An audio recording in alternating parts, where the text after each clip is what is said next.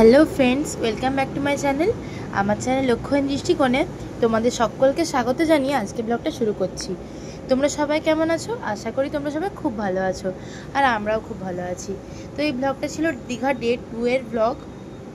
এখানে আমি আমার ভাইকে রাখি পরাচ্ছিলাম, যেহেতু আজকে রাখি পূর্ণিমা। তারপর বেরোবো আমরা ঘুরতে, তো আগে ছোটো ভাইকে পরিয়ে নিচ্ছিলাম, দেন তারপরে বড় ভাইকেও পরিয়ে নিয়েছি।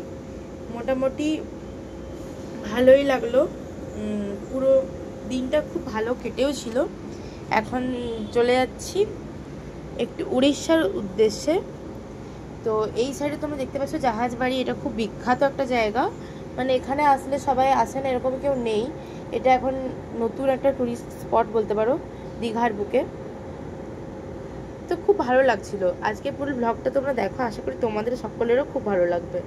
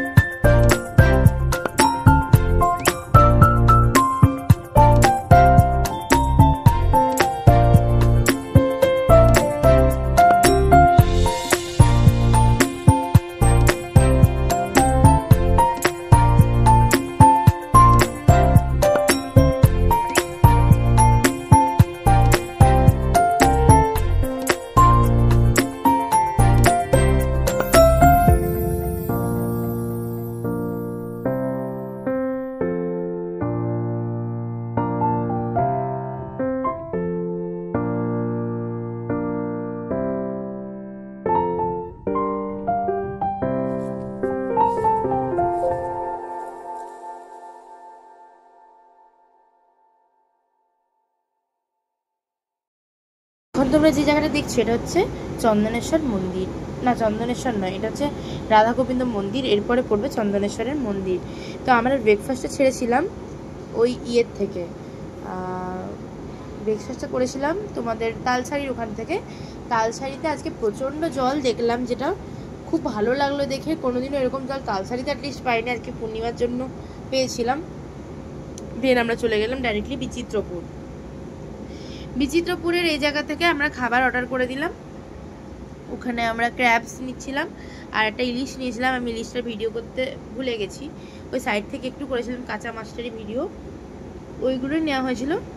ওটা অর্ডার দিয়ে আমরা চলে গেছিলাম আরও একটু দূরে একটা টেম্পল যাব। ওই জায়গাটা খুব ভালো, আমরা আগেরবারও গেছিলাম। আর এই সমস্ত যে জলাধারগুলো তোমরা দেখছো, এখানে বিভিন্ন ধরনের মাছের চাষ হয়। আর এই জায়গাটা হচ্ছে সেই টেম্পলটা তো খুব ভালো, খুব জাগ্রত একটা মন্দির, ভূষণ্ডেশ্বর মন্দির। এই মন্দিরটার মধ্যে শিব ঠাকুর প্রতিষ্ঠিত আছে। মানে এখানে নাকি কথিত আছে যে শিব ঠাকুর মাটির তলা থেকে উপরে উঠে আসে, বিশাল বড় লিঙ্গ। আর ওটা যদি কেউ ওখানে কোনো মানসিক করে সেটা পূরণ হয়ই হয়। খুব জাগ্রত মন্দিরটা, আমার তো খুব ভালো লেগেছে ওখানটায় যে। আশা করি তোমরা যদি কোনোদিনও যাও তোমাদেরও খুব ভালো লাগবে। এক্স্যাক্টলি লোকেশনটা হচ্ছে মোটামুটি বর্ডার এলাকা বলতে পারো, দীঘা সংলগ্ন বর্ডার এরিয়া। হ্যাঁ, যেটা বলছিলাম, তো এই মন্দিরটাতে যে কোনো তোমরা মানত করো না কেন সেটা পূর্ণ হবেই হবে, এটা এতটাই জাগ্রত। আর মন্দিরটা খুব ভালো লেগেছে আমার। এখানে আমরা কিছুক্ষণ টাইম কাটিয়েছিলাম। মোটামুটি আজকে আমরা কেউই নিরামিষ খাইনি। অ্যাকচুয়ালি অনেকদিন ধরে 3 দিন ধরে নিরামিষ খেলাম, তারপর আজকে আর খাইনি। আর মন্দির যাবো এটা তো ভেবে আসিনি, মন্দির যদি যাবো জেনে আসতাম তাহলে আমি নিরামিষ খেতাম হয়তো, কারণ ওটা আমার অভ্যাসে আছে যে যেদিন আমি মন্দিরে যাই, যে কোনো মন্দির হোক সেটা, সেই দিনটার জন্য আমি নিরামিষ খাই। নিরামিষ বলতে মাঝে মাঝে হয়তো পেঁয়াজ রসুন খাওয়া হয়ে যায় যখন বাইরে থাকি, কিন্তু না হলে অ্যাভয়েড করি আমিষটা। অ্যাকচুয়ালি ডাইরেক্টলি মাছ মাংস ডিমটা অ্যাভয়েড করার চেষ্টা করি। এখানে দেখতে পাচ্ছ অনেকটাই ভিড়, আর সকালবেলা এখানে নাকি 7,000-এর থেকেও বেশি লোক ছিল। এইটা হচ্ছে সেই শিবলিঙ্গটা, কি জাগ্রত। তারপর আমরা এখানের দোকানটার থেকে বিভিন্ন ছবি কিনে নিচ্ছিলাম। ছবিগুলো বেশ ভাল লাগছিল দেখতে, আর অনেকটা কম রেটের মধ্যে। আর এই লেফট সাইডে তোমরা যে জায়গাটা দেখছো, এখানে চিংড়ি চাষ হয়। এরপর নিয়ে নিলাম আমোদে মাছ ভাজা, আমোদে মাছ নয় সরি, ভোলা ভেটকি ভাজা, ভুল করে বলা হলো আমোদে মাছ। তারপর এখানে ভাত, গরম গরম ডাল, আর এদিকে আলু ভাজা, আলু পোস্ত আর ক্র্যাব নিয়েছিলাম আমি। আর ওরা নিয়েছিল ইলিশ মাছ, যেটা আমি নিইনি, কারণ আমি ইলিশটা অতটাও ভালোবাসি না। তারপর এখন যাচ্ছিলাম, এই যে এই জায়গাটা দেখছো, এটা হচ্ছে চন্দনেশ্বর মন্দির। চন্দনেশ্বর মন্দির আমরা আজকে দাঁড়ালাম না, তার কারণ আমরা সোমবার দিনে ভেবে রেখেছি যে ওখানে যাবো, যেহেতু এটা লাস্ট সোমবার। তো লাস্ট সোমবারটা আশা করি ওখানেই কাটবে, তার জন্যই আজকে আর গেলাম না। আর এই জায়গাটা তোমরা যেটা দেখছো, এটা হচ্ছে উদয়পুর সি বিচের সাইডটা। উদয়পুরে নামলাম না, তার কারণ তখন অনেকটাই বিকেল হয়ে গেছিলো, প্রায় তখন 5টা বাজতে যায়। ওখানে অনেক খারাপ খারাপ লোক ছিল, তার জন্য আর নামলাম না। আর আমরা অন্যবারে দীঘা আসলে এই রিসর্টটাতে থাকতাম। এই রিসর্টটা না খুব ভালো, তোমরা এটাও ট্রাই করে দেখতে পারো। এখানেও মোটামুটি রেট হাই থাকে, বাট ওখানে গিয়ে ট্রাস্ট মি, আমাকে যদি তোমরা ওখানে গিয়ে কথা বলো বা বার্গেনিং করো, অনেকটাই রেট নিচে আসে। তো ওই হোটেলটা তো আমরা থেকে দেখেছি। আর এখানে লাইনের সমস্ত হোটেলগুলোতেই মোটামুটি পুল আছে, আর এই হোটেলগুলো সবগুলোই ভালো। এখানে হচ্ছে জিসি ইন্টারন্যাশনাল, তারপরে পিপি ইন্টারন্যাশনাল, দেন সিগনেট, অনেক হোটেল আছে পাশাপাশি। এখানে তোমরা ট্রাই করতেই পারো থাকতে। তো সিগনেটের রেট প্রচণ্ড হাই থাকে, কিন্তু ওদের যে ইনফ্রাস্ট্রাকচার সেটা অসাধারণ সুন্দর। মানে ডিসিতে যে করে তোমরা যদি কথা বলো, বা সিগনেটে যে করে যদি তোমরা কথা বলো, ওখান থেকেও বাজেট অনেকটাই কম আসবে। তোমরা চাইলে গিয়ে থাকতে পারো।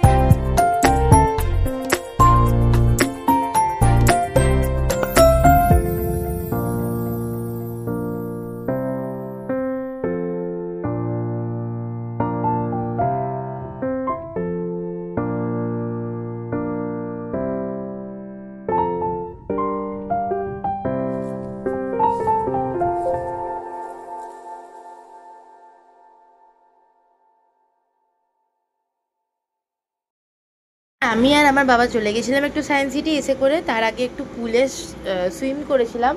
বাট ওই ভিডিওটা আমার লাস্টের দিকে অ্যাটাচ করা আছে, যেহেতু ভিডিওটা আমি দেরিতে পাই, কারণ ওটা আমার ফোনে ভিডিওটা নেওয়া হয়নি। আর এখানে দেখতে পাচ্ছ বিভিন্ন ধরনের সায়েন্সের অনেক কিছু করা আছে। আর আমি চাইবো যে তোমরা যদি কোনো বাচ্চা টাচ্চাকে নিয়ে এখানে আসো, তো অবশ্যই সায়েন্স সিটি তোমরা ভিজিট করো। এখান থেকে অনেক কিছু শিক্ষামূলক জিনিস জানা যায়। আর জায়গাটা অসাধারণ সুন্দর, এখানে আরামসে 2-3 ঘন্টার টাইম স্পেন্ড হয়ে যাবে। সাথে এখানে তোমরা চাইলে বিভিন্ন শো দেখতে পারো, যেরকম 3D শো হয়, তারপরে স্পেস অ্যান্ড অ্যাস্ট্রোনমি হয়, অনেক শো হয়। তো তোমরা এই জায়গাটা অবশ্যই ভিজিট করো, জায়গাটা খুব ভালো। আর এখানে বিভিন্ন ধরনের মাছের অ্যাকুয়ারিয়াম ছিল। তারপর ঢুকে গেছিলাম ভুলভুলায়। বাবা রে, এখান থেকে বেরোনোর যে কি মুশকিল সেরকম ভেবেই পাচ্ছিলাম না, এরমভাবেই অনেকটা টাইম কেটে গেল।